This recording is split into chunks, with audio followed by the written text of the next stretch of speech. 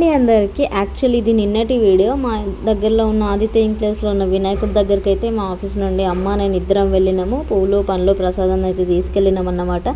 So ఇక్కడైతే స్వామివారికి అయితే పూజ జరుగుతుంది. కరెక్ట్గా పూజ టైంకి అయితే వెళ్ళినాం. చాలా బాగా అనిపించింది.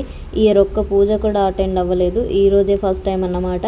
ఇక్కడైతే స్వామివారికి గరికమాల వేస్తున్నారు. స్వామివారికి గరికమాల అంటే చాలా ఇష్టం కదా. సో 1,00,000 గరికలతో అయితే మాల చేసి అయితే వేస్తున్నారన్నమాట. చూడండి, గరికమాల వేసిన తర్వాత స్వామివారికి ఎంత అందం వచ్చిందో.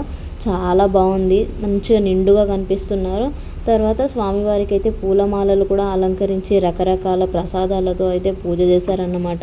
ఇక్కడ 1,00,000 కుడుములు, 1,00,000 ఉండ్రాళ్ళు అండ్ 1,00,000 పువ్వులు, 1,00,000 గరికమాలతో కూడా పూజ చేశారంట. చాలా బాగుంది అసలు. ఇంకేముందిగా, నవరాత్రులు కూడా అయిపోవడానికి వస్తున్నాయి. ఇన్ని రోజులు ఎటు చూసిన వినాయకుడే కనిపిస్తాడు. ఇంకో 2 days అంతే. ఇంకా తర్వాత నిమజ్జనం ఉంటుంది కదా. తర్వాత అయితే మళ్ళీ అమ్మవారి నవరాత్రులు కూడా స్టార్ట్ అయిపోతాయి. దసరా నవరాత్రులు అప్పుడు కూడా చాలా బాగుంటుంది.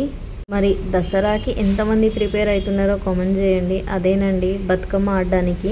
వీడియో నచ్చితే లైక్ చేసి సబ్స్క్రైబ్ చేసుకోండి. బాయ్.